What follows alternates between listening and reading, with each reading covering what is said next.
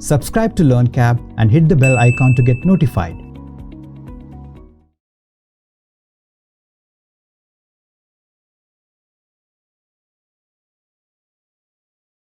Hello everyone, thanks for joining in.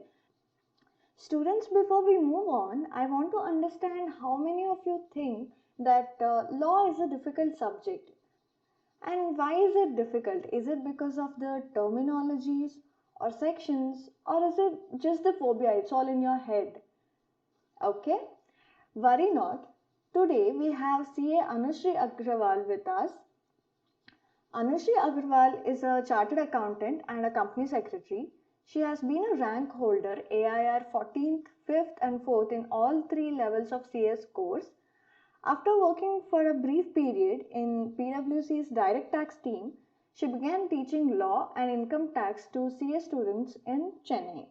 It's been 5+ years now since she started teaching and is also associated with academies across Tamil Nadu, Karnataka, Kerala, and Chhattisgarh. With several exemption scorers and rank holders, results of her students speak for themselves.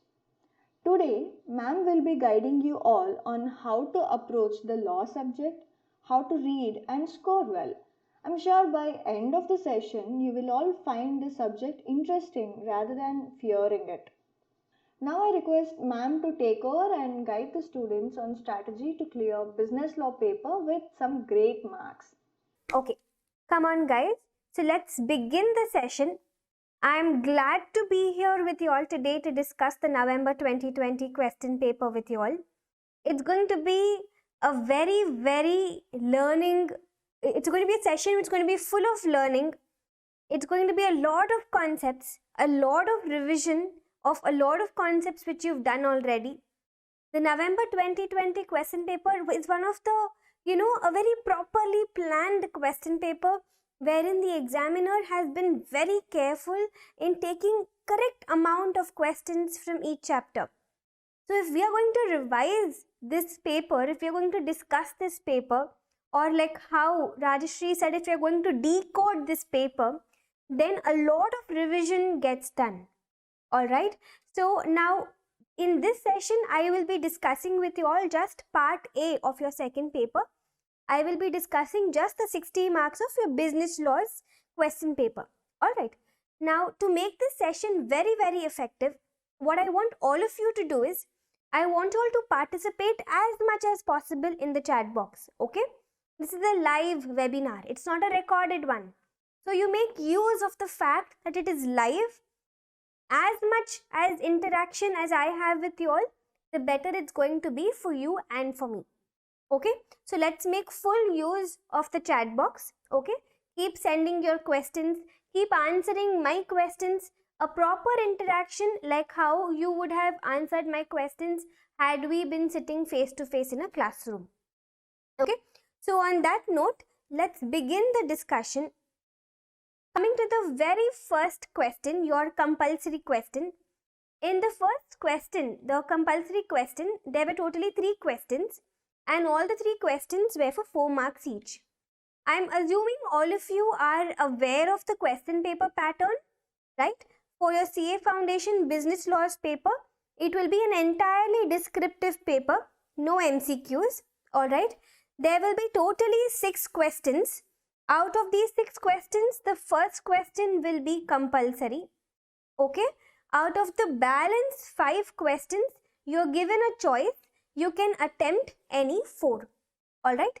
So totally you will be answering 5 questions. The first compulsory question and 4 out of the remaining 5. Okay? And each question will be for totally 12 marks. Each question will be totally for 12 marks. In each question, there will be sub-questions. There will be 1 2-mark question, 1 4-mark question, 1 6 marks question. It depends. But each question totally will be for 12 marks.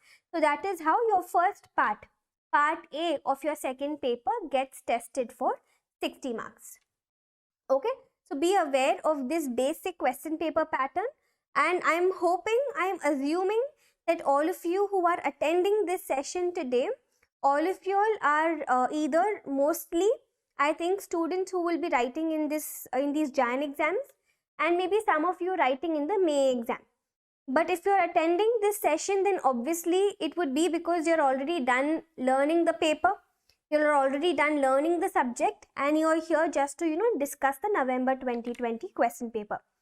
Because if you're going to be here, with absolutely no idea of the subject, then I really don't know if you would be able to follow this session properly.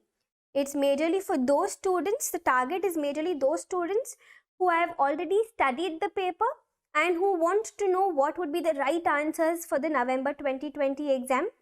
Alright, and maybe some November 2020 students might also be here who might want to, pre-decide what will be their total in that paper. Alright, now one student has asked for the question paper pattern once again. It's very simple. Entirely descriptive paper, absolutely no MCQs in your business laws part. You will be having totally 6 questions. The first question is going to be a compulsory question. Out of the balance 5 questions, you are allowed to pick any 4. So you will be writing totally 5 questions, the first compulsory question and 4 out of the remaining 5. So that's how you will be writing 5 questions, and each question will carry 12 marks. So you will total up to 60 marks. Alright, okay. And your business laws paper is generally very, very unpopular for being too lengthy. Students are not really able to complete the entire paper in 3 hours. You've got to build your writing speed. Oh wow, even Aditya has asked the same question while I was talking about this. Aditya, what we'll do is that we'll discuss about this in detail after we finish the question paper discussion, alright? In case I forget, please remind me about this, Aditya. At the end of the session, we'll discuss how to complete the paper quickly in 3 hours. Alright, fine. Now listen to me. Let's focus on the question paper now. Let's take the first question. Let's read what the question says first. We will carefully read the question. Everybody pay full attention on the question. Mr. X, a businessman, has been fighting a long-drawn litigation with Mr. Y, an industrialist. So X and Y, they are having a case going on. To support his legal campaign, he enlists the services of Mr. C, a judicial officer, stating that the amount of rupees 10 lakhs would be paid to him if he does not take up the brief of Mr. Y. Mr. C agrees, but at the end of the litigation, Mr. X refuses to pay to Mr. C. Decide whether Mr. C can recover the amount promised by Mr. X under the provisions of the Indian Contract Act 1872. Now, what do we do about this? First of all, understand the question. X and Y, these two people, they are having a case going on against each other. What X does is that very smartly, he comes to this Mr. C. Who is Mr. C? Mr. C is a judicial officer. Judicial officer means what? Nothing but Mr. C is a judge. He is some judicial officer. Basically, he's, let's say, somewhat similar to the post of a judge. Okay. So, X comes to Mr. C and says, listen, don't take up the brief of Mr. Y. I will give you 10 lakh rupees, right? I'll give you 10 lakh rupees for this. Don't pass the decision in Y's favor. Pass the decision in my favor. What has X done? X has indirectly promised a bribe to C. C, a judicial officer. C, who is a judge. So, Mr. C agrees to it. He says, okay, I won't pass the decision in Y's favor. Case gets over. And now C comes to X and asks for 10 lakh rupees. X says April Fool. X refuses to give that 10 lakh rupees to C. Now C is asking you, can he recover the amount promised by Mr. X under the provisions of Indian Contract Act 1872? This question was asked for 4 marks in the examination. Now listen to me. What would your answer to this question be? In the answer to this question, you are supposed to talk about 3 concepts, okay? Concept number 1, section 10. Section 10 tells you about what are the essential elements of a valid contract.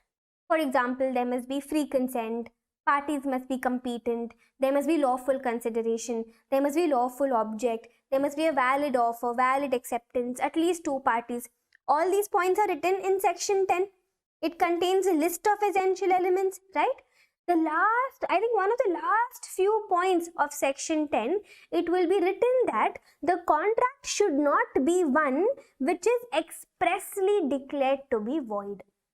What does the last point say? The last point says the contract should not be something which is expressly declared to be void, which means the contract, if it has to be a valid contract, it should not be something which is declared as void by the act itself.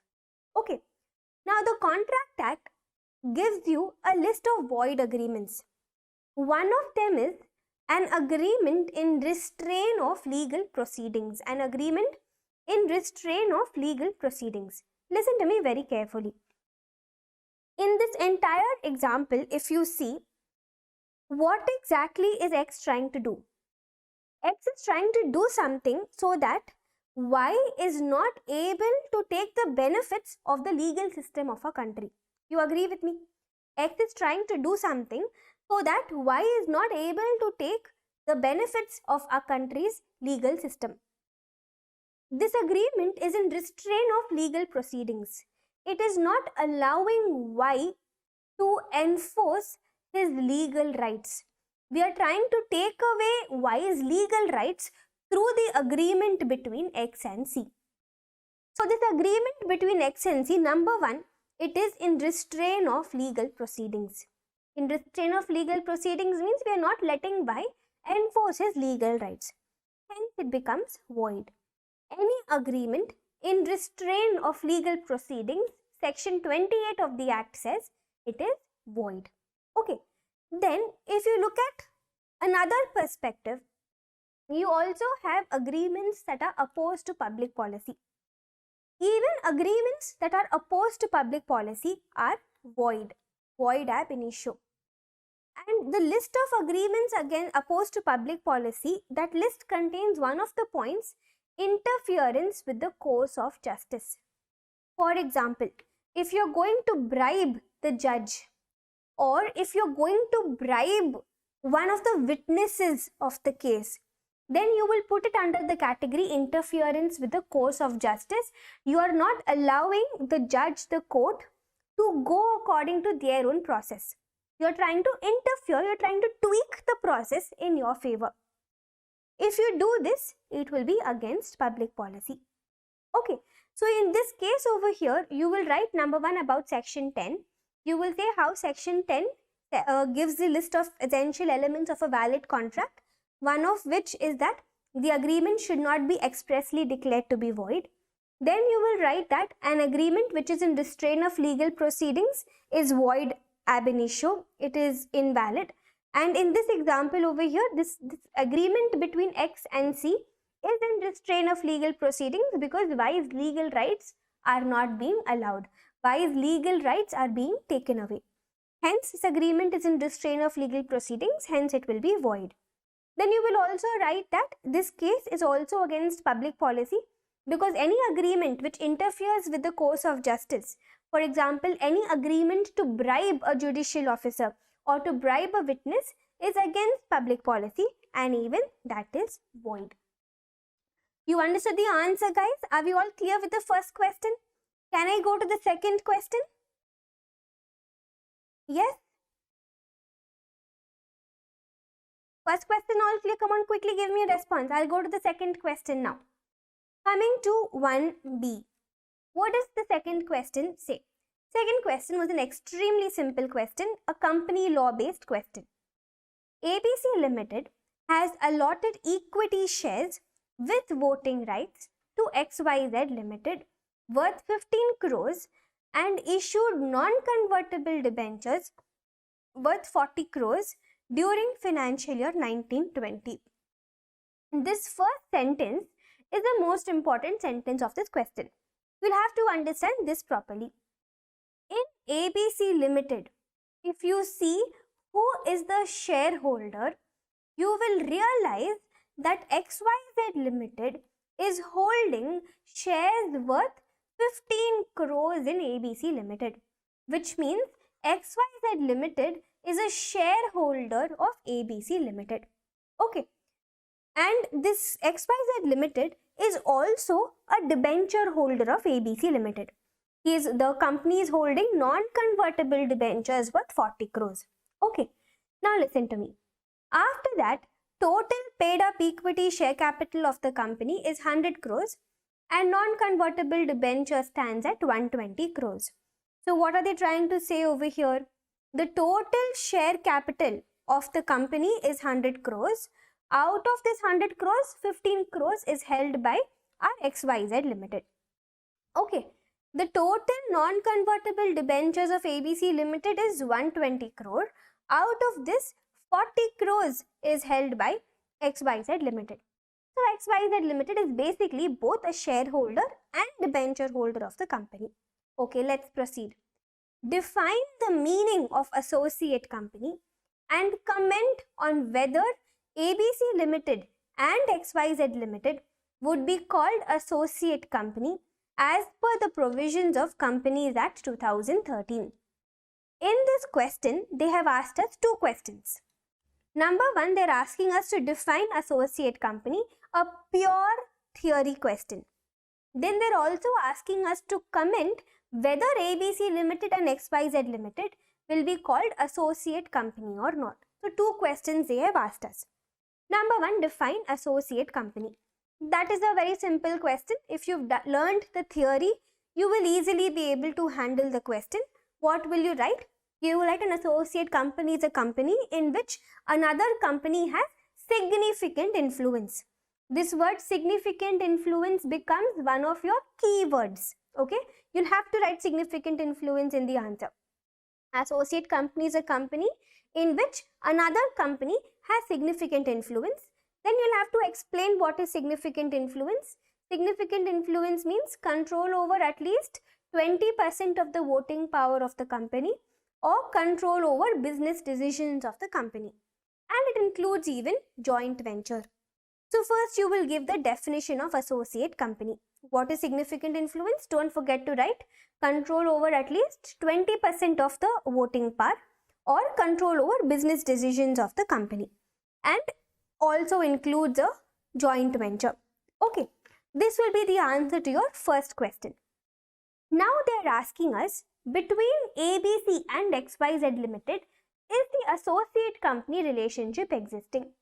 What will your answer be? See, listen to me. What is significant influence? 20% voting power. Out of 100 crores total capital, XYZ has only 15 crores, which means XYZ has only 15%. That 15% is less than 20%, hence your answer will be that it is not an associate. How much debentures of the company XYZ Limited is holding is irrelevant. What is relevant? Relevant only two things. How much equity share XYZ Limited is holding, how much preference share XYZ Limited is holding. I will consider just these two. How much debentures, what is the value of debentures that XYZ Limited is holding, I won't even bother. So equity plus preference is only 15%, which does not reach 20%. Hence, ABC is not an associate of XYZ Limited. Is this question clear? Such a simple question asked for 4 marks. Just testing whether you are aware of the 20% number or not. Tell me guys, are we clear with this question? Can I go to the next one? Yes? Any questions about the first two? See, how to present the answer in the examination, we've already learnt about that in the earlier webinar which we conducted. Those of you who failed to watch that webinar, those of you who weren't able to attend that webinar, you can see the video, it's already uploaded on the LearnCab's YouTube channel. Okay, so how to present answers we've already seen. In this session, we are just discussing the question paper and seeing what would be the right answer and what would be the wrong answer and some keywords here and there. I've already told you how important it is for you to write keywords in the examination. Remember, those of you who attended the last webinar, we learnt about that over there. We learnt about the importance of keywords in the last webinar. So please make sure you also have a look on the recording of the last webinar, which is already there in the YouTube channel, in case you did not attend the webinar. Because this session alone, standalone, without being aware of what we discussed over there, will be incomplete. Okay, so make sure you have a look at that also. Okay, now coming to the third question. The third question was a pure theoretical question, a pure descriptive question. Write any 4 exceptions to the doctrine of caveat emptor as per the Sale of Goods Act 1930. This was asked for 4 marks. Now listen to me. Your law paper, your second paper, part A, is not going to be fully case study based. It's also not going to be fully direct questions like this. It's going to be a mixture, and a very good mixture, mostly half-half. Okay, so don't just focus on case study based questions, even focus on these straightforward questions. It will be a proper mixture of both case study questions and straightforward questions. Okay, now what are they asking us over here? 4 exceptions to the doctrine of caveat emptor. Immediately don't start writing the 4 exceptions. Okay, you're writing a professional exam. So first start with talking about what is this doctrine of caveat emptor. The doctrine of caveat emptor means let the buyer be aware.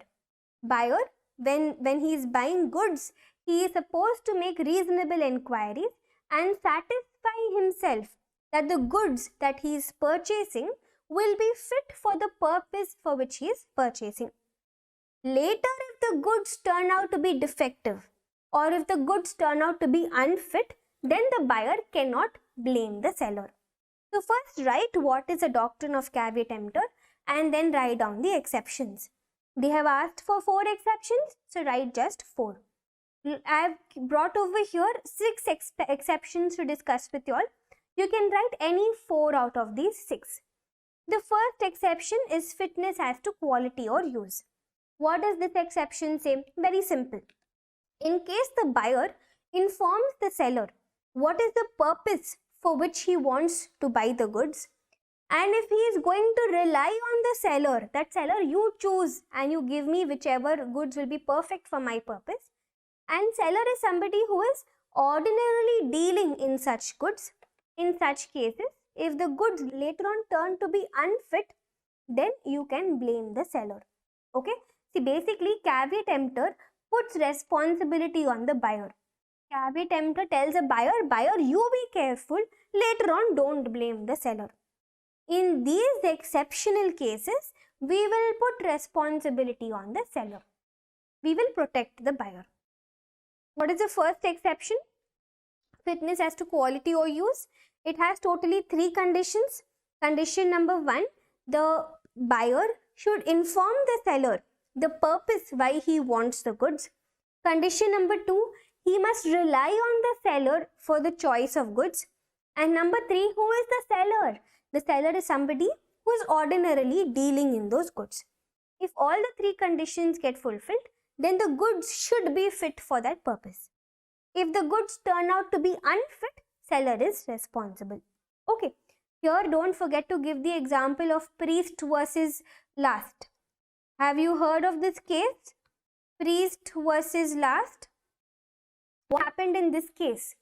In this case, a particular customer, the buyer, went to a chemist shop, went to a medical shop and asked for a bottle, a hot water bottle, wherein he can store hot water. Okay, so this chemist gave him the bottle. The buyer trusted the chemist. The buyer told the chemist, you pick and tell me whichever bottle will be fit for my purpose. He relied on him, and the seller is somebody who ordinarily deals with these kind of goods. But at home, as soon as he put hot water into this bottle burst. So basically this bottle was unfit to be used as a hot water bottle, and hence they could blame the seller. Okay, so this is about the first point. Now coming to the second point. Goods purchased under a brand name.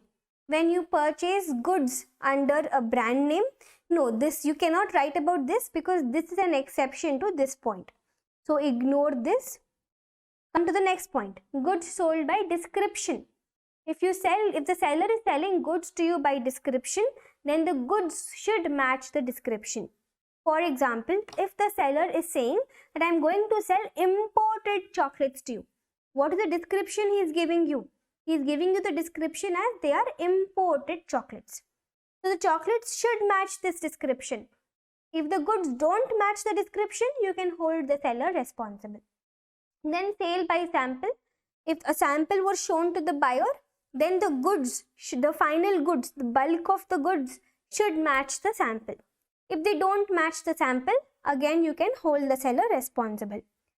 Then if the sale was made by sample and description, the final goods should match the sample also, should match the description also. And lastly, if the seller is hiding a defect in such a way that it is impossible for the buyer to have identified the defect, then in such cases you can't hold the buyer responsible. The buyer put in reasonable inquiries, but he still wasn't able to find out that the goods are defective because the seller had put in effort to hide the defect. In such cases also, I will hold the seller responsible. Okay, so you can write any 4 exceptions out of these. Very simple question this was. You will first have to explain what is caveat emptor, right? That buyer beware and buyer is responsible. Buyer cannot hold the seller responsible if the goods are unfit. Then in these exceptional cases, the seller can be held responsible. Fitness as to quality or use. Goods should be fit for the purpose that I told the seller. Then goods sold by description, sale by sample and description, and the seller put in effort and hid the defects from the goods. So that even if you put in reasonable inquiries, you will not be able to, find out that the goods are defective. Okay. Now Aditya has asked a question in the chat box, a very relevant question, Aditya. He is saying, ma'am, if it is said that write any 4 cases, then is it compulsory to write each point in detail? Yes, Aditya, very much. You cannot simply give the headings. If you are simply going to give headings, you won't get marks. All that worked in school but will not work anymore because you are in a professional course right now. So if you're just going to write the heading, you're not going to get the marks. You will have to write at least some basic description about each point. Only then will you get the marks. And don't think examiner will just read the heading and he won't read what is written inside. He will read. He will give you marks on the basis of what you write under each point. You understand, Aditya? So make sure you don't write just the headings. Please also explain. And here you might think, oh, for just 4 marks you have to write so much. Yes, you will have to. You will have to, for a 4 marks question, the average size of the answer. I'm saying it's an average size of the answer. It might vary from question to question. But on an average, a 4-mark question should come for at least half a page. Okay? Only then will you be able to fetch enough marks for this question. This is about the first question. The first question, all the 3 parts, are we clear? Can I go to the second question, guys? Now coming to the next question, the second question. Let's read the question. Second question again is a pure descriptive question.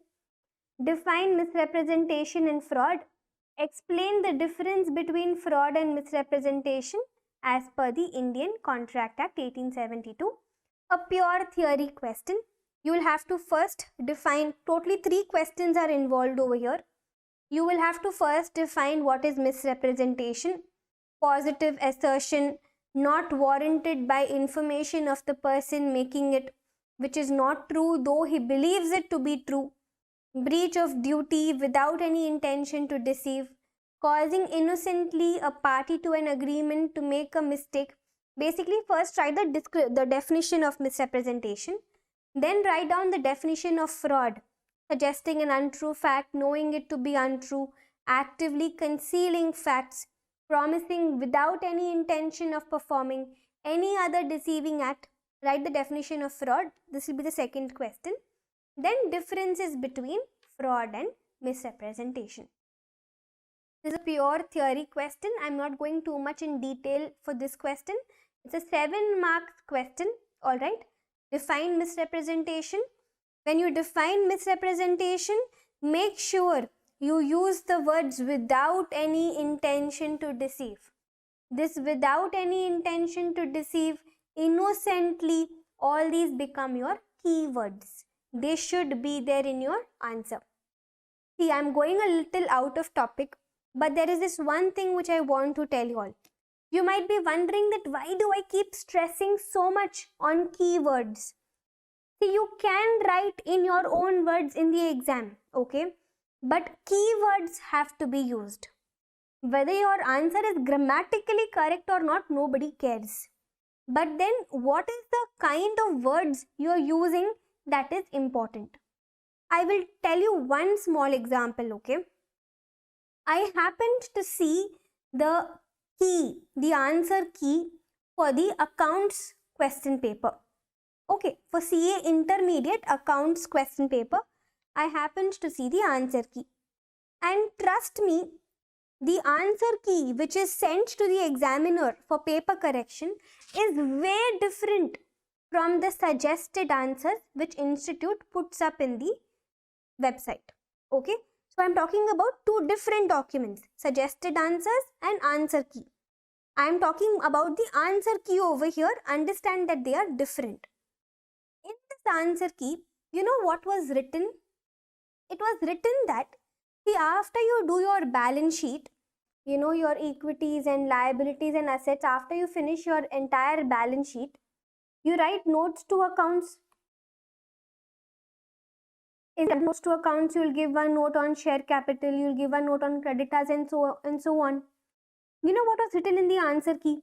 That instead of notes to accounts, okay, if the student writes the heading as working note, instead of notes to account, if the student writes working note, then don't even see what is written under share capital, under creditors and all. Don't give marks at all. Just the heading is wrong. Instead of notes to accounts, student has written working note. Entire calculation is correct, but still no marks. Why? Because it is important that you write the word notes to accounts. They are called notes to accounts and they are not called working notes. Are you able to understand the significance of keywords? Right? So some important words have to be there in your answer paper. For example, if you're writing about misrepresentation, you have to write these words without any intention to deceive, innocently. All these become your keywords. This is how you build a good total for yourself. Okay? Show the examiner that you have studied. You get it? So this is about misrepresentation. Under fraud, you will have to write with intent to deceive. There is an intention to cheat the other party in fraud. Okay? So first definition of misrepresentation, then definition of fraud, and then they've asked the differences. Under differences, what and all will you write? You will say, define what is fraud, you will define what is misrepresentation. Then you will say that in a fraud, there is an intention to deceive the other party. But in misrepresentation, there is no intention to deceive the other party. It is an innocent misstatement of facts. Then you will say under fraud that the aggrieved party can also claim damages. In misrepresentation, you cannot claim any damages. So put down the differences between fraud and misrepresentation. Total question was asked for 7 marks. Okay?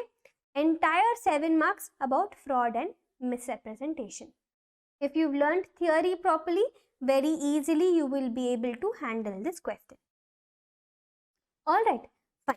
Now coming to the next question which Sumesh has asked us in the chat box.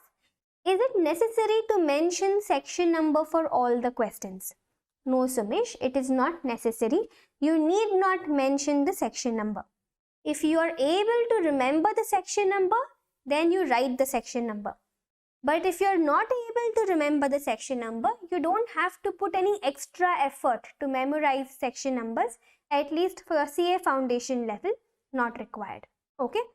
Don't put down wrong section numbers, but whatever happens, don't put down wrong section numbers. No section number is better than wrong section number. Got it, Sumesh? Yes. Is everybody clear with the second question part A? Can I go to the second part of this question? So Tanishka, yes, basis of difference is important. It's better to write it, okay? Because it will be easier for you also to write the answer. It will be easier for the examiner also to correct your answer. Make your answer paper easy for the examiner. Don't make him feel it's such a headache to correct your paper. Make it easy, simplify things for the examiner. I always say write your answer paper as if you are teaching the examiner, as if he knows nothing. Okay, so give him the basis of difference. It's always better. It's always better because that's a standard format. Alright, so make sure you put in the basis of difference. Alright, can I go to the second question, guys? Are you all clear with this one? Okay, let's go to the B division, the second division of the second question. Even this was purely a theoretical question, a pure descriptive question. So which means the second question was fully pure theory. Part A also we saw full theory, part B also theory. This part B question was from the LLP Act. In the entire question paper, there was only one question from the LLP Act, which is this one. And it was asked for 5 marks, a very simple question.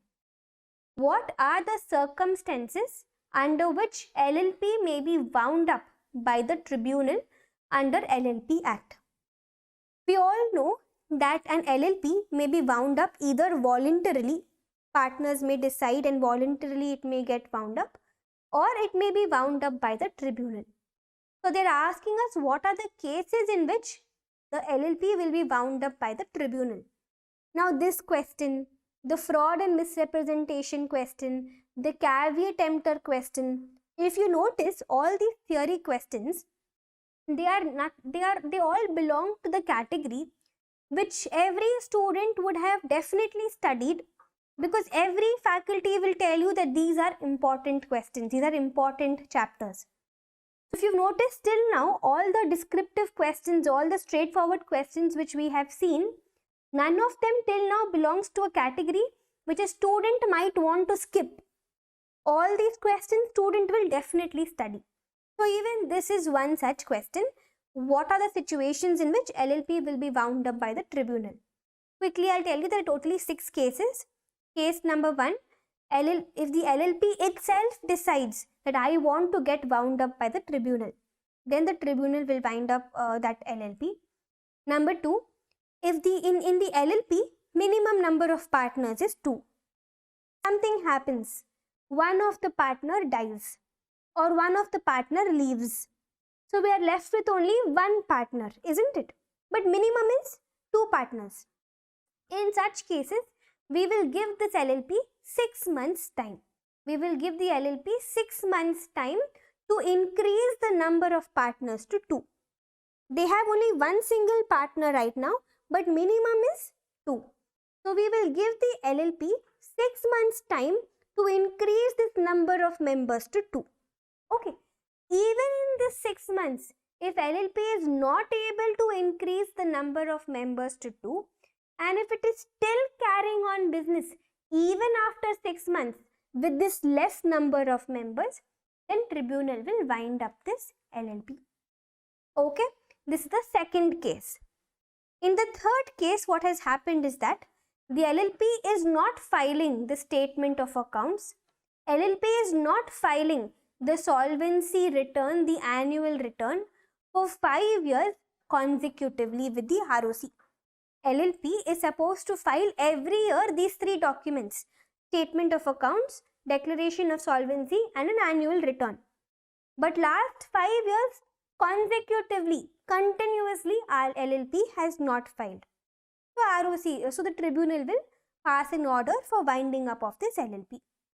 Then the fourth situation, the LLP acted against the sovereignty, integrity and security of India. For example, the LLP was involved in some terrorism activity. Tribunal will pass an order to wind up the LLP because it has done something against India's security, sovereignty and integrity. SSI. You should write all the three words in the examination. Sovereignty, security, integrity. Okay. And then you have other just and equitable grounds. Basically, all other grounds, any other situation in which the tribunal might think that it is important to wind up the LLP. Apart from these 5 cases, there is one more case, the 6th case, if the LLP is unable to repay its debts. If LLP is unable to repay its debts, even in that case, tribunal will ask the LLP to get wound up. Simple question, guys. Can I proceed clear with this? Fine. Come to the third question. In the third question, let's see the first subdivision. What do you mean by partnership at will as per the Indian Partnership Act? Or comment on the right to expel partner must be exercised in good faith under the Indian Partnership Act. So in this third question, there are 2 options given. You can write any one out of these 2 questions for 2 marks. You can choose either question number 1 or you can choose question number 2, both about the Partnership Act and both very simple questions. Number 1, what do you mean by partnership at will? We all know about partnership at will. A partnership at will is one in which the duration of the partnership is not fixed. In a partnership at will, it will not be decided beforehand that when will this partnership come to an end. There will be no fixed duration for this partnership. In case any partner wants to dissolve the partnership, that partner will just have to give a written notice to all the other partners about his intention to dissolve the partnership, and the partnership will come to an end. Also, don't forget to write about the point that in case a partnership is created for a fixed duration, but partnership is continuing even after that fixed duration, then that partnership will get converted automatically into partnership at will. Did you understand what I just told you? Yes, it is a partnership for a fixed duration. For 6 months, we created the partnership. Because we decided the duration, it is obviously not partnership at will. Even after 6 months got over, we are still continuing the partnership. So in such cases, even though this was not a partnership at will, you will treat it as if it is a partnership at will. Okay, so this is about your first question. Then about your second question on the right to expel partner must be exercised in good faith. This particular question comes under one of the rights of a partner. One of the rights of partners is that they cannot be expelled unnecessarily.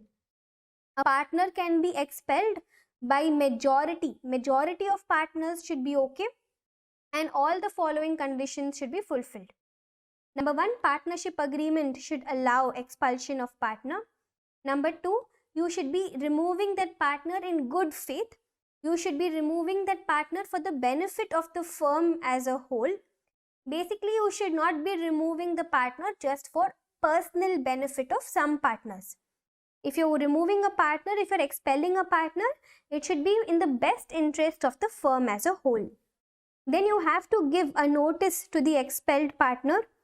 Give him an opportunity of being heard. This is nothing but the principle of natural justice. Whenever you want to take any action against a person, you yourself cannot decide. You will have to give that person also an opportunity of being heard. Write about that, and then make sure you write this, that in case any of these conditions are not fulfilled, then that expulsion will be null and void. Okay, so the expulsion will be valid only if all these 5 conditions are fulfilled. Number 1, it should be allowed by the agreement. Number 2, it should be in good faith. Number 3, it should be in the best interest of the entire firm. Number 4, you must give a notice to the expelled partner. What will you write in this notice? You will have to write in this notice that we are intending to expel you. and you have to give him an opportunity of being heard, nothing but an opportunity where he can justify himself, where he can plead the other partners that please don't expel me. If any of these conditions are not fulfilled, then I will say that the expulsion was null and void. Tell me guys, are we clear with the first subdivision of the third question? Both the questions clear for everybody? Yes. Suddenly I am seeing very less participation in the chat box. What is happening? Clear with both? Both very simple questions, very straightforward questions again. Okay, fine. Let's go to the second subdivision of the third question now. Again a partnership act question. What are the consequences of non-registration of partnership? What are the rights which won't be affected by non-registration of partnership firm? A 4-mark question. Entire 4 marks based on registration of partnership firm. You all know registration of partnership firm is not mandatory. It depends upon the partnership firm whether they want to get themselves registered or not. But the disabilities of non-registration are so severe that a partnership firm would obviously prefer getting itself registered. Okay, so what will be your answer to this question? First of all, what are the consequences of non-registration? 3 consequences. Number 1, the firm or its partners cannot file a case against third parties. Number 2, if an action is brought against the firm, set-off cannot be claimed. And number 3, the aggrieved partner cannot sue other partners or the firm. So this will be your answer to the first subdivision. That what will be the effects of non-registration? 3 effects. Number 1, the firm or its partners cannot file a case against third parties, but third parties can file a case against the firm. Number 2, in case any person files a case against the firm cannot claim set-off benefits. Which means, let's say a particular person, Mr. X, is suing the partnership firm. This particular person is suing the partnership firm because the firm is not repaying a loan which the firm had borrowed for rupees 10 lakhs. The firm is not repaying. So X is filing a case against the firm. At that time, the firm cannot say that X, even you owe me 6 lakh rupees. Even you have to pay me 6 lakh rupees. So set off this 6 lakhs with 10 lakhs which I owe you. Net, I owe you only 4 lakhs. This is set off. Isn't it? Set off, firm is saying, I owe you 10 lakhs. You owe me 6 lakhs. So set off, net, I owe you only 4 lakhs. This set off benefit firm will not have. If the firm is not registered, the firm will not have this set off benefit. Okay. And then coming to the last disability of non-registration, the partner cannot sue other partners, cannot sue the firm. But the partners can sue other partners, can sue the firm in the event of dissolution, or if there is any dispute relating to the accounts or realization of his share in the firm's property upon dissolution. Basically, upon dissolution, even though it is an unregistered firm, the partners can sue each other and can sue the firm. If they did not get their share back properly, or if the accounts of the dissolved firm are not properly made, or any dispute relating to dissolution, they can file a case against each other. Okay, are we clear with this question, guys? Can I go to the next one? In this question, they had asked us 2 things. Number 1, what are the consequences of non-registration? That we've just seen. Totally 3 consequences. Consequence number 1, the firm and the partners cannot sue third parties, but third parties can sue them. Number 2, the firm cannot enjoy the set-off benefit. And number 3, the partners cannot sue other partners. The partners cannot sue the firm. When we learned, even if it is an unregistered firm, the partners can sue other partners. Partners can sue the firm in case the firm is getting dissolved any dispute relating to dissolution or accounts of dissolved firm, then you can sue. Okay. Then the next subdivision of this question was, what are the rights which will not get affected even though the firm is not registered? Even if the firm is not registered, third parties can still sue the firm. We already spoke about this. Even though the firm is unregistered, official assignee can get insolvent partner's property released. What does this mean? Do you all know about this point, or do you all want me to discuss it with you all? Listen to me. Let me quickly give you a summary of this point. Official assignee can get insolvent partner's property released. What does this mean? Very simple. See, listen to me. Let's say this particular firm has 3 partners, okay? A, B and C. And let's say this partner C has become insolvent. We all know what is the meaning of insolvency. Insolvent means his assets are insufficient to pay off all his liabilities. When one partner becomes insolvent, then the entire firm has to get dissolved. When one partner dies, entire firm has to dissolve. When one partner becomes insolvent, entire firm has to get dissolved. The story will be different in case the partners have decided in the agreement that this partnership firm will not get dissolved even if a partner dies or even if a partner becomes insolvent. If they decide like that in the agreement, then the firm won't get dissolved. But if the agreement is silent, then even one partner dies, even one partner becomes insolvent, the firm will dissolve. Okay. So let's say this particular person C has become an insolvent. When a person becomes insolvent, the court will appoint a person for this insolvent. The court will appoint a person for this insolvent, and that person will be called the official assignee. Okay. What this official assignee will do is that he will handle this insolvent's assets and liabilities. He will see what are all the assets this insolvent person has. He will take all those assets. He will sell them for the best price possible, get as much money as possible, and then he will pay off the liabilities of this insolvent person in the best manner possible. That is the work of your official assignee, to handle the assets and liabilities of this insolvent person. Okay, now listen to me. If you look at Mr. C, don't you think that he would have invested money into the partnership firm? So, he will be having a share in the firm's property. Do you agree with me? Mr. C is a partner of the firm. Mr. C has become insolvent. We are seeing what are all his assets now. Don't you think his share in the partnership firm also is his asset? Because he would have invested money here. So he will be having a share in the firm's assets. He will be having a share in the firm's property. Do you agree with me or not? He will be having a share in the firm's property. Yes, so this will become his asset.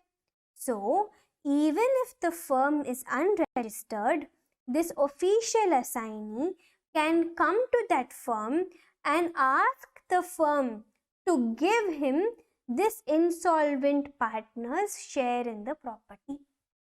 I'll repeat again in case you did not understand. This official assignee can come to the firm even if the firm is unregistered and can ask this firm to give to him to release the share of this insolvent partner in the firm's property. Why? Because this official assignee, that is his job. He will collect all the assets of this person, of this insolvent person. And this insolvent person's share in the firm's property also becomes his asset. So let's say there are totally 3 partners and let's say they are equal partners. So all of them have 1/3, 1/3, 1/3 share. And let's say this firm has 3 properties. So the official assignee will come to this firm and will ask for his share in the firm's property. So he will take one of the properties and he will go. Do we understand this now? All of us are clear? Official assignee can get the insolvent partner's property released. Ambadas and Adi Agarwal, are we both clear with this discussion? Okay. And then lastly, even if the firm is unregistered, set of benefit up to 100 rupees it can claim. We learned earlier that if the firm is unregistered, no set off benefit. But even if it is unregistered, up to 100 rupees set off is allowed. This will be the answer to your second subdivision of question number 3. Understood? So question number 3, subdivision 2 was all about non-registration. The first question here was about what will be the impact if firm is unregistered. 3 things we learned. Firm cannot sue third parties, firm cannot claim set off benefit, and partners cannot sue each other. But what rights won't be affected even though the firm is unregistered? Number 1, set off benefit they can claim up to 100 rupees. Number 2, other parties can sue the firm. And number 3, official assignee can get the insolvent partner's property seized. Okay, so I am hoping till here all of us have understood properly. Okay, fine. Come, let's go to the next subdivision, the last subdivision of the third question, entirely case study based. There are 3 questions over here, each question for 2 marks. Okay, totally 6 marks this question is carrying. Let's see the questions one by one. All the 3 case study based questions are about Contract Act and all the 3 simple case studies. Let's see the first one. Mr. S and Mr. R made a contract wherein Mr. S agreed to deliver paper cup manufacture machine to Mr. R and to receive payment on delivery. So S and R are having a contract. As per the contract, S will deliver a machine to R, and after the delivery happens, only then R will make payment to S. If I stop the question right here, can you tell me, guys, that according to you all, who must perform first? Should S perform first or should R perform first? Tell me. S should perform first or R should perform first? Obviously, Mr. S should perform first. Very clearly the question says that first S will deliver the machine, only then R will make the payment. So only if S is performing, only then R will perform. S has to deliver the machine first, only then R will make the payment. Okay. On the delivery date, Mr. R did not pay the agreed price. Decide whether Mr. S is bound to fulfill his promise at the time of delivery. So S is taking the machine to Mr. R, but R is refusing to make the payment. This question is all about reciprocal promises. Reciprocal promises means what? It means both the parties have promised something to each other that both of them will perform in the future. S has promised that he will deliver the machine in the future, and R has promised he will make the payment in the future. Okay, so both the parties have promised each other. This becomes a case of reciprocal promises. So even if one party is not willing to perform his promise, then the other party need not perform his promise also. It will become a breach of contract. S is taking the machine to R, but R is saying, sorry, I won't make the payment. So what can S do? S can simply say it is a breach of contract. He can say R has refused to perform, and S need not give the machinery now. S will take the machinery and he will go back. If there is a breach of contract, if one party is not performing his obligation, then the other party, even he need not perform his obligation. Are we clear with the first question here? Come on, quickly tell me yes or no. First subdivision we all understood. Simple this is. If one party does not perform his promise, other party also need not perform his promise. Okay. Now let's come to the second subdivision. Mr. Y had given a loan to Mr. G, 30 lakh rupees. So Y had given a loan to G. Y is the money lender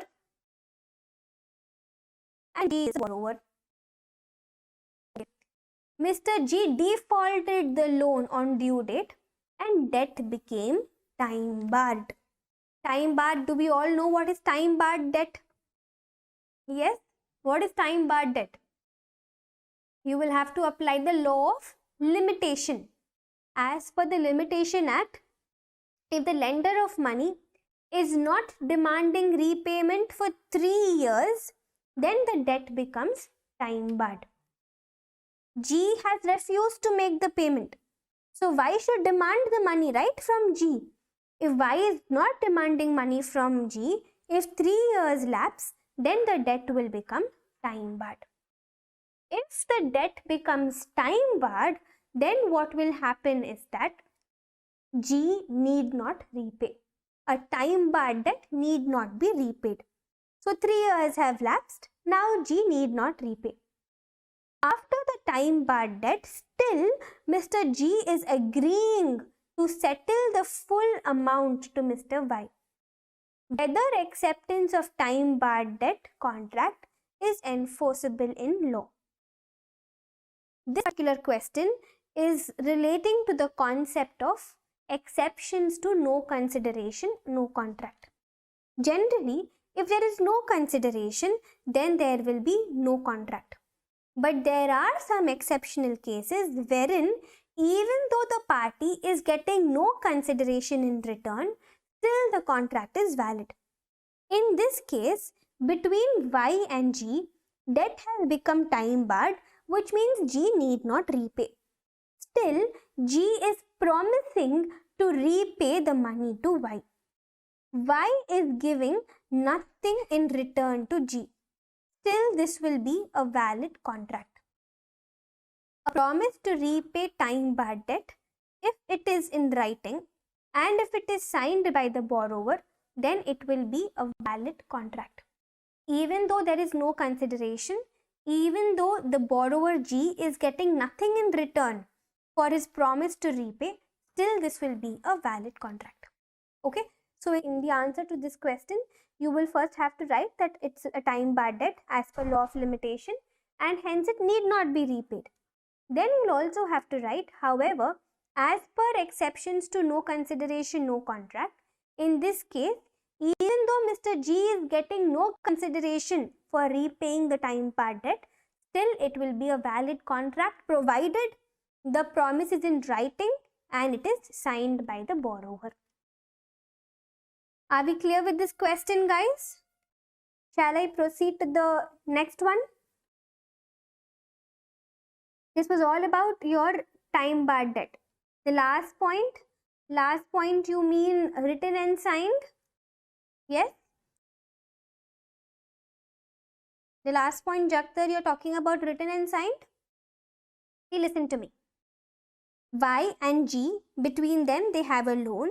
That loan has become time barred, which means 3 years have lapsed. Hence now, G need not repay the money. The debt has become time barred, need not be repaid. Still, G is promising to repay. Is G getting anything in return from Y for this? No. There is no consideration. Generally, if there is no consideration, the contract becomes void. In this case, even though there is no consideration, the contract will still be valid. But two conditions. This promise which G is making to Y, this promise that he will repay the debt even though it is time barred, this promise should be in writing and this promise should be signed by G. Okay, only then this will be a valid contract. Right. Now listen to the next question, the last subdivision of the third question. A and B entered into a contract to supply a unique item alternate of which is not available in the market. This one line is a game changer for this entire question. A unique item, alternate is not available. A refused to supply the agreed unique item to B. What directions could be given by the court for breach of such contract? You understood the story? A and B have a contract. As per the contract, A is going to supply some goods to B, and those goods are unique. You will not find an alternative for these goods in the market. But then A committed a breach. Breach means what? A refused to perform his promise. A refused to give these goods to B. So the question is asking you, what directions could be given by the court? For this breach, what directions will the court give to A? Or what order will the court pass because this breach has happened? Now this question is all about the remedies for breach. When there is a breach, what are the remedies? What are all the various kinds of orders which the court can pass? Number one, court can ask the person who has committed the breach to pay damages. Then the court can ask the person who has committed the breach to pay for whatever amount the other party has already performed. The court can order for cancellation of contract. And the last point is that the court can also order for specific performance. When does the court order for specific performance? If the goods are of unique nature and how much ever damages you ask Mr. A to pay B, that will not be enough because the same kind of goods B will not be able to find anywhere else. In such cases, the court can order specific performance. I'll repeat again.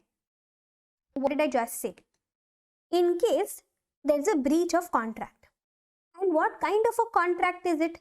It is a contract wherein I'm talking about unique goods, special goods for which no alternative is possible. This kind of a contract has been breached. Okay. How much ever damages, fine, penalty you ask A to pay B, the damages will never be enough. Why? Because those goods were of unique nature. So how much ever money you pay to B, B will still not be able to find an alternative in the market. Isn't it? In such cases, when damages will be insufficient, when damages can never be enough, in such cases, the court will ask A for specific performance. Specific performance means what? Very simple. Court will ask A, you have to perform. You have to do what you promised you will do. You promised you will deliver those unique goods. Come on, deliver. This question is all about specific performance. You will have to write that the court can order for specific performance in such case. Why? Because the goods are unique in nature and damages will not be adequate. So in such cases, the court can give a direction for specific performance. Okay guys, so we are done discussing the first three questions.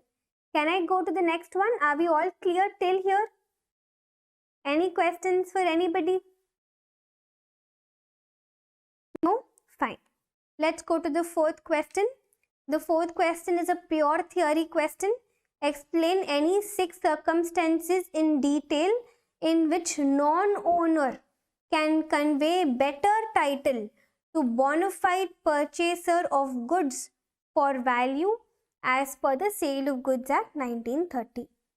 This question is a Sale of Goods Act question, a 6 marks question. What is this question all about?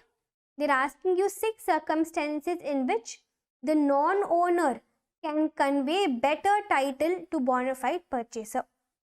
The general rule is that no one can give what he himself does not have.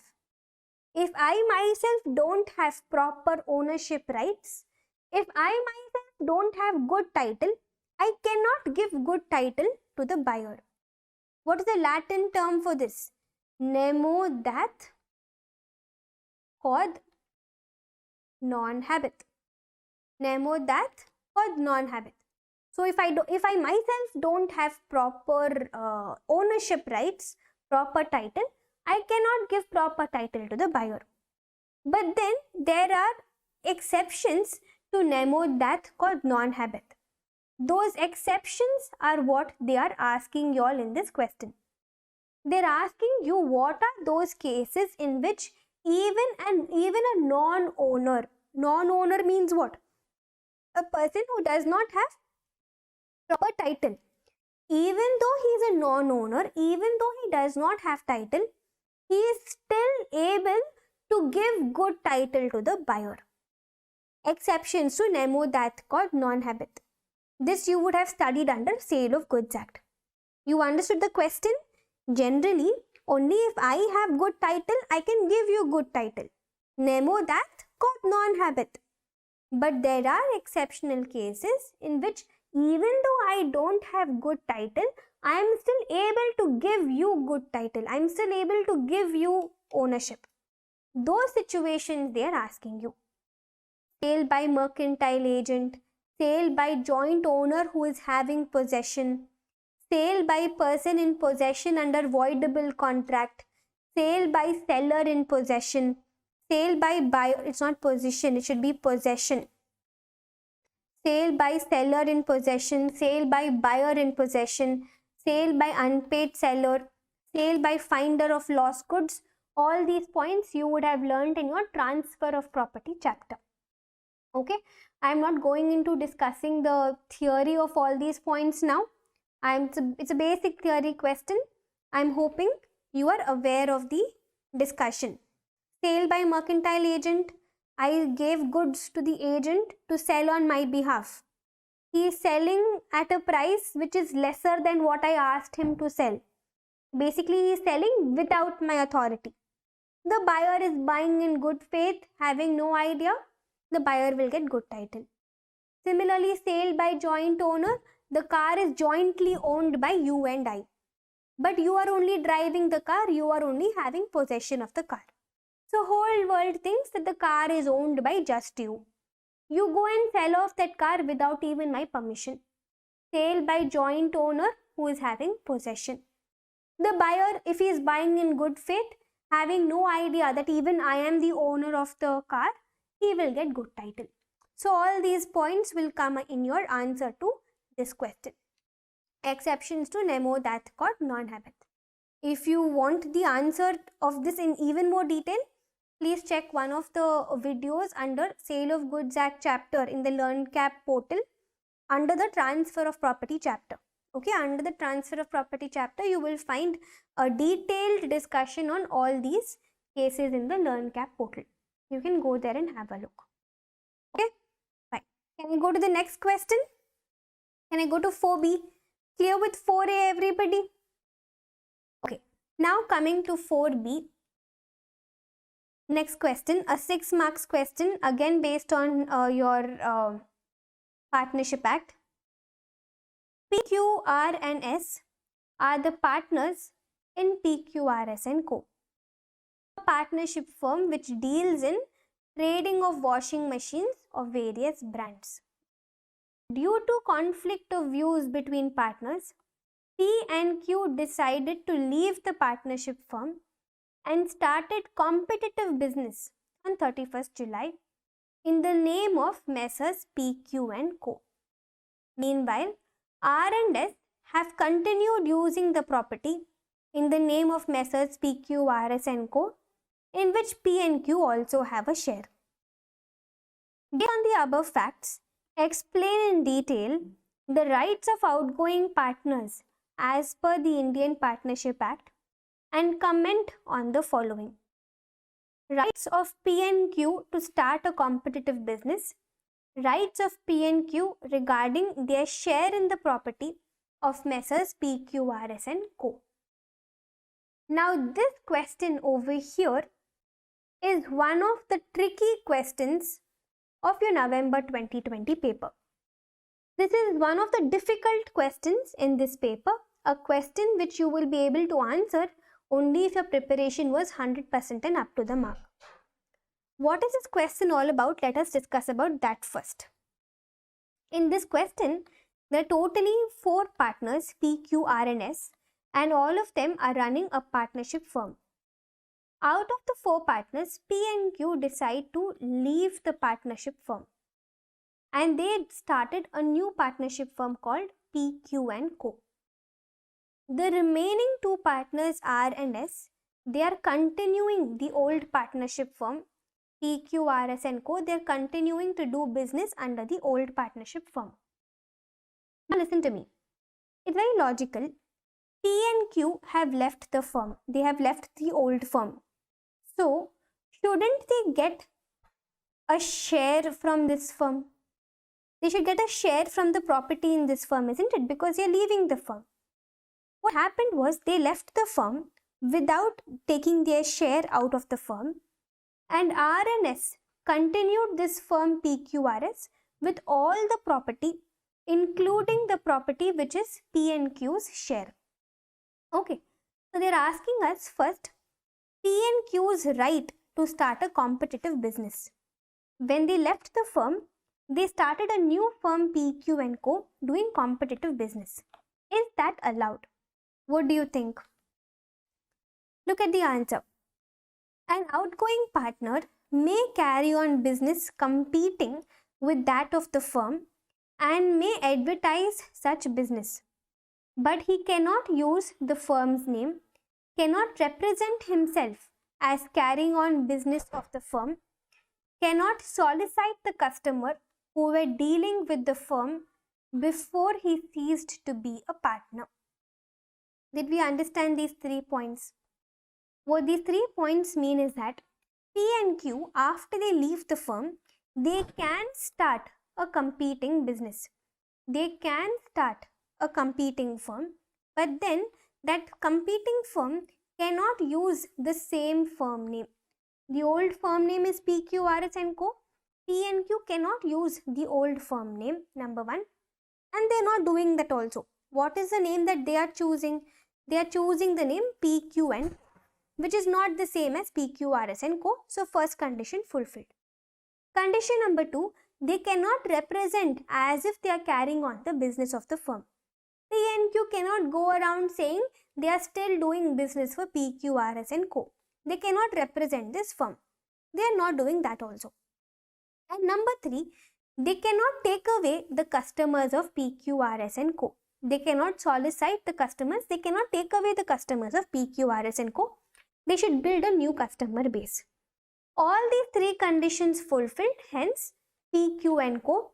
can start a competing firm. You understood the story? They are leaving PQRS and they are starting a new firm, a competing firm. Is that okay? Yes, it is okay. You are allowed, outgoing partner, retiring partner, you are allowed to start a competing business, a competing firm, but don't use the same name of the old firm. Don't represent yourself as if you are still representing the old firm, and don't take away the customers of the old firm. If you fulfill all the 3 conditions, then it's okay. You can start a competing business, a competing firm. Okay, but this retiring partner, this outgoing partner cannot start a competing firm if there is an agreement between the partners that in case a partner leaves, he will not start a competing firm. If an agreement is there, then you cannot start a competing firm. That agreement should be reasonable. The restriction should be reasonable restriction. You cannot say never in your life you cannot start a competing firm. No.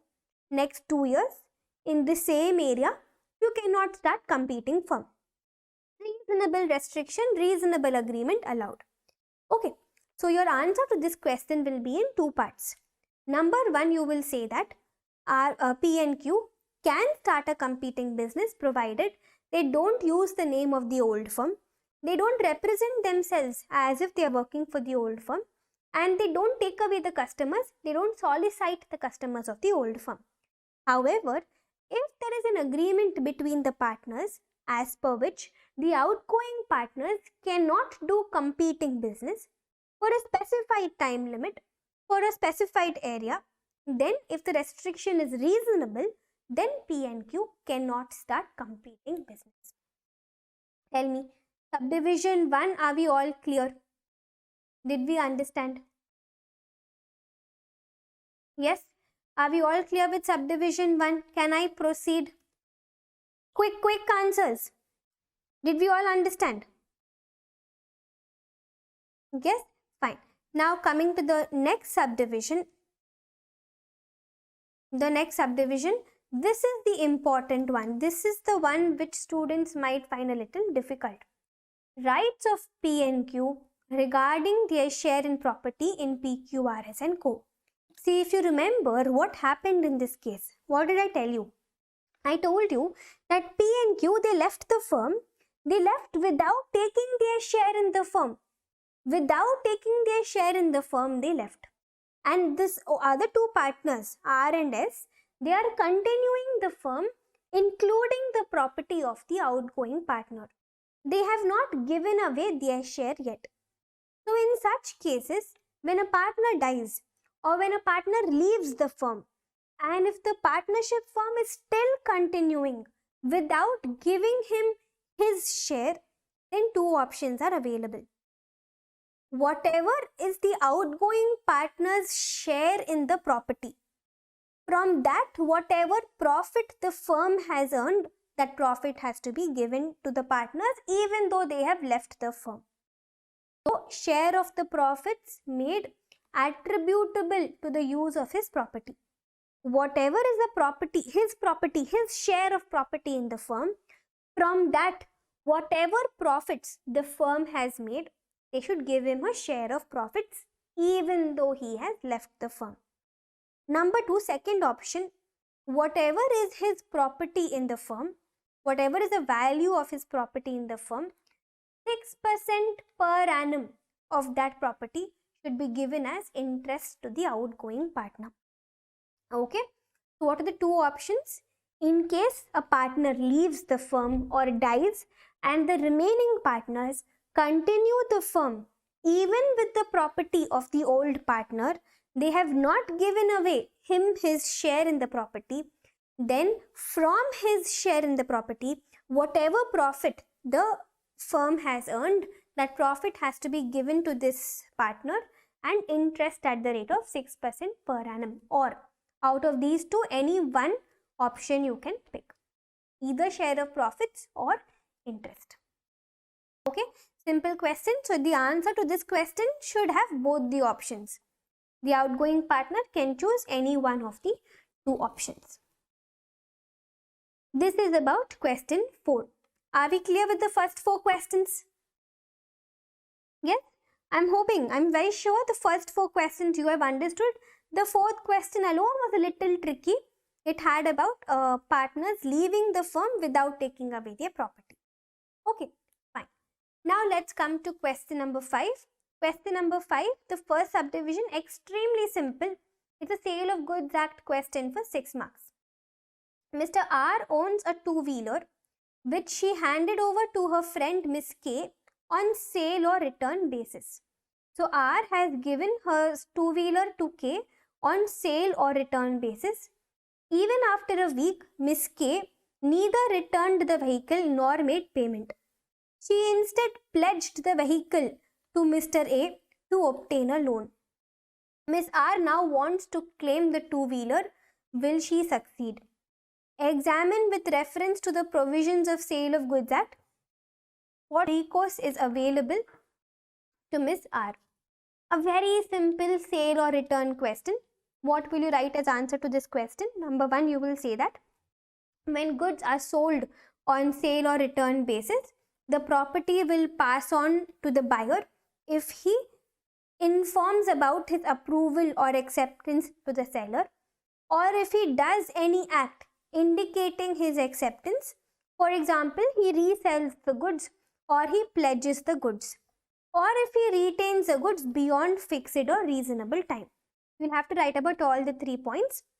Now in this case, K will become the owner of the two-wheeler either if Mr. K informs R that he is accepting the two-wheeler, or if Mr. K resells the two-wheeler, or if he pledges it and gets a loan against a two-wheeler, or he keeps the vehicle even after the specified time. In this case, Mr. K has pledged the vehicle to A.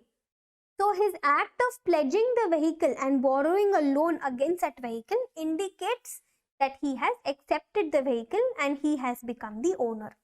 Hence, R will have no right. R cannot get the vehicle back from K. That will be your answer to the first subdivision, a basic sale or return question, that is. Second question, would your answer be different if it had been expressly provided that the vehicle would remain property of Miss R until the price has been paid? What is the second situation? In the second situation, they are saying that it is a case wherein sale for cash, wherein they are saying that R is telling K that listen, you will become the owner of the two-wheeler only when you make the payment. K has not made the payment. Instead, he has pledged the two-wheeler to A and borrowed a loan. That pledge will be invalid. Why? Because he does not even own the two-wheeler. Why doesn't he own the two-wheeler? Because it is sale for cash only, which means K will become the owner only when he makes a payment. If it has been expressly provided that the vehicle would remain the property of Miss R until price has been paid, then in that case, property will not pass to Miss K until cash is paid. So Miss R can claim back the vehicle from Mr. A in this situation. You got this story? Are we clear with this part of the discussion, everybody? I'll repeat this last part alone once again. If it is sale or return basis, then the asset, the property will pass on either if you convey that you are accepting it, you signify your acceptance, or you do something, for example, you resell the goods or you pledge the goods, or if you keep the goods even beyond a certain time. That is in sale or return. That is the first question. Second question is about sale for cash only. If it is very clearly mentioned that buyer, you will get the ownership only when you make the payment, then property will pass only when you make the payment. Because K has not made the payment yet, the two-wheeler is still R's property only. So even though K has pledged it to A, that pledge is invalid because K doesn't even own the two-wheeler. So R can get the two-wheeler back from A because K hasn't made the payment. So R only is the owner. So R can get his vehicle back from A. Okay. So this is about question 5, subdivision A. Now coming to question 5, subdivision B. This is the Companies Act question. Again, a pure theoretical, a pure descriptive question wherein they are asking you about Section 8 companies. A 6-mark question just about Section 8 company, a very simple question. They have asked you what are all the significant points of Section 8 company which are not applicable for other companies. Briefly explain with reference to provisions of Companies Act 2013. Basically, they are asking you what are the provisions which are specially applicable to Section 8 companies. A big question, 6 marks question this is. A lengthy answer you will have to write. Number 1, you will have to write what are Section 8 companies. Companies which have a charitable objective, which are engaged in promotion of art, science, culture, sports, education and all. Then you will write that in these companies, they need not have the word limited or private limited in their name. They require a license which is given by the central government, now delegated to ROC. Then you will write that these companies are prohibited from declaring dividend. They are prohibited from paying dividend to their shareholders. In case they make any profits, they should use that profit for the furtherance of their charitable objects. Then you will write that in case this company is winding up, if there is any surplus asset, that surplus asset cannot be distributed amongst shareholders. Surplus assets have to be contributed to another Section 8 company with similar objects. Then you will write that the provisions of Companies Act relating to minimum paid up capital, minimum directors, independent directors, dividend, nomination committees and all not applicable to Section 8 company. Then you will say that the license which the central government had given might be revoked by the central government, now delegated to regional director. It will be revoked in case this company is not following the terms and conditions subject to which this license was given, or if this company is conducting its affairs fraudulently, or if the company is violating its objects, it's not doing any charitable objects, or if the company does something which is against the interest of the public. And once the license is revoked, make sure you write on that once license is revoked, then the central government might either convert the Section 8 company into a public or private company, or this Section 8 company might be asked to wind up, or this Section 8 company may be merged, may be amalgamated with another Section 8 company. Basically, the entire concept of Section 8 company you will have to write down as your answer to this question. You get it? Your entire answer about Section 8 company will, entire discussion about Section 8 companies, what are they, what are the special features about dividend, distribution of surplus assets, then about license, all these points will come as your answer to this question. Clear with this one? Okay, fine. Now listen to the next discussion. Coming to question number 6, the last question of your part A. The first subdivision over here, again a pure theoretical question, differences between wages and contract of insurance. This is a 5 marks question, again about your Contract Act. The answer to this question is given in a study material, a straightforward question this is. There are totally 7 points. It's a 5 mark question. So even if you write 5 points, should be enough. Okay. What is an insurance contract? Somebody suffers a loss. To indemnify that loss, you have insurance contract. Wagering agreement, nothing but betting. Promise to pay something on the happening or non-happening of an event. Then write about how your contracts of insurance are valid contracts, but wagers are void and they are even illegal in the state of Maharashtra. Then how in contracts of insurance, there are 2 considerations. Both the parties are giving something to each other. But in wagering agreement, there is no consideration. If I win the bet, I win money. If I lose the bet, I have to give money. So all these points are anyways given to you in your study material. You can have a look. Simple, straightforward question this is. And then the next question, again a theoretical question.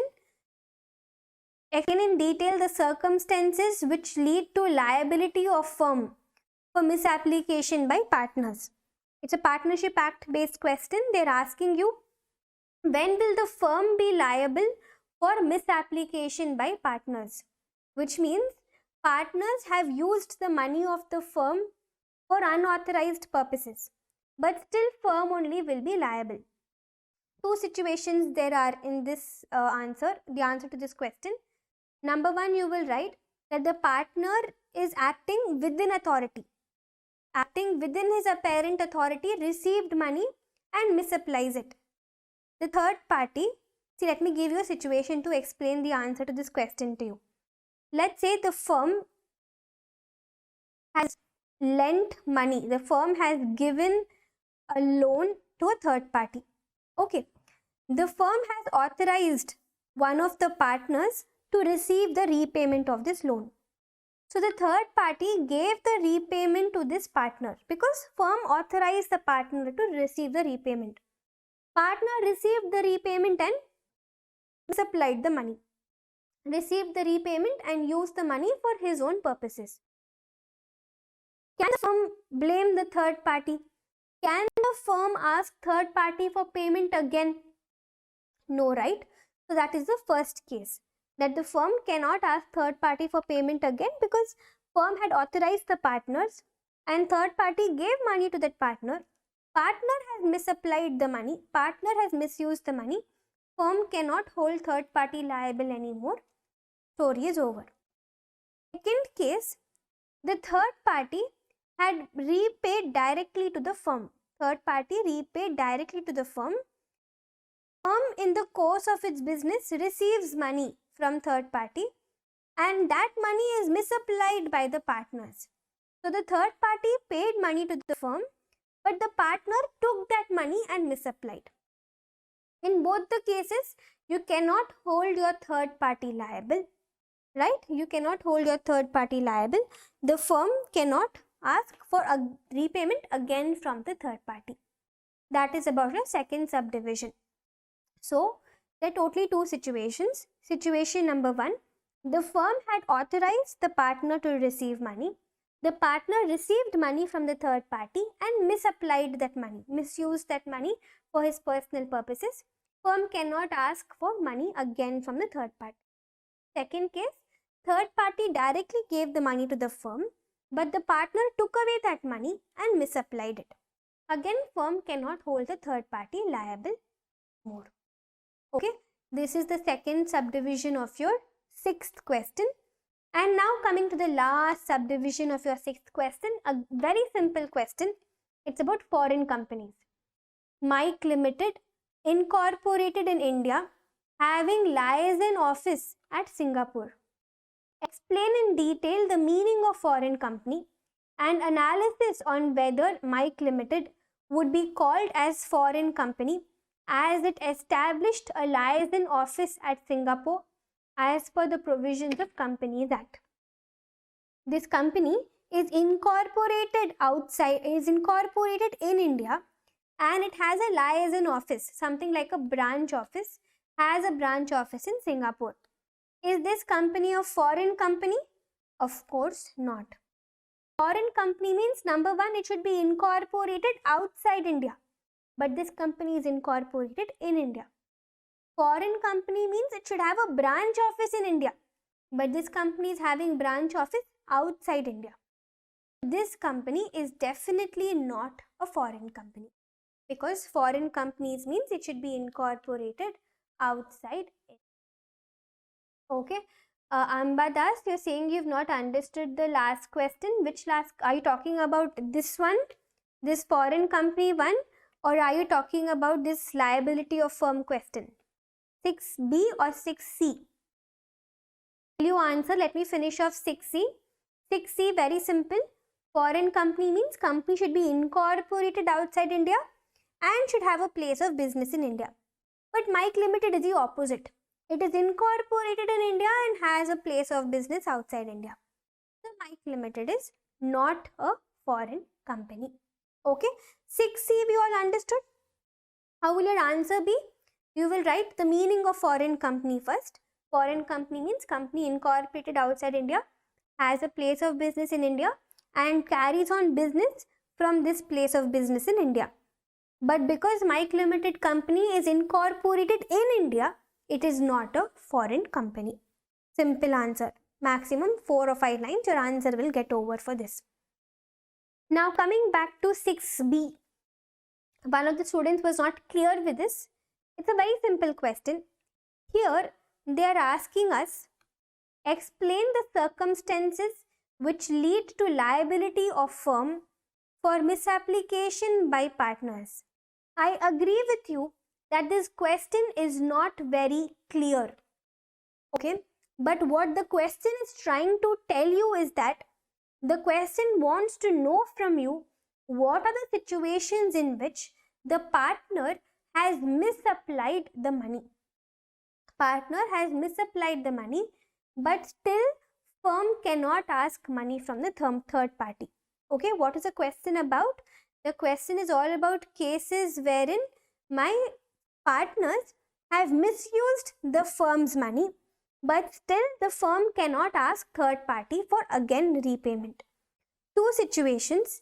Situation number one, partner was authorized by the firm. The firm gave authority to the partner to receive repayment from third party. The third party gave repayment to this partner. Now what should the partner do with this money? Partner should give this money to the firm, but the partner did not do that. Instead, the partner misused that money for his personal purposes. That is one situation. In this situation, can the firm go to the third party again and ask for payment? Of course not, right? So this is the first case. Second case, the third party gave repayment directly to the firm. Okay, but the partner took that money and started misapplying it, started misusing it. Again, in this case, the firm cannot ask that third party for repayment again. So in such cases, the firm is liable to make good the loss. The firm will have to bear the loss. The firm cannot go to the third party and ask for payment again. Ambadas, now are we clear with this? Yes. With this, we are done discussing the entire question paper of your second paper, Business Laws Part A. All the 6 questions we have discussed. Now I'll open the floor for questions.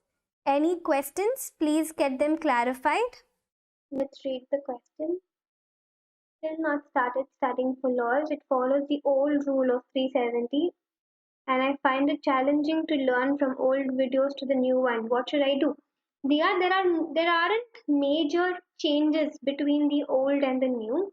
I mean, this 370 would be the only major change, I think. Apart from that, there aren't any major amendments. You understand? There aren't huge amendments between the old videos and the present syllabus. So you can very well go ahead with the videos which are available in the portal. The 370 section, the article 370 which you're talking about, is a very small amendment. It's a very small change which shouldn't hamper your preparation.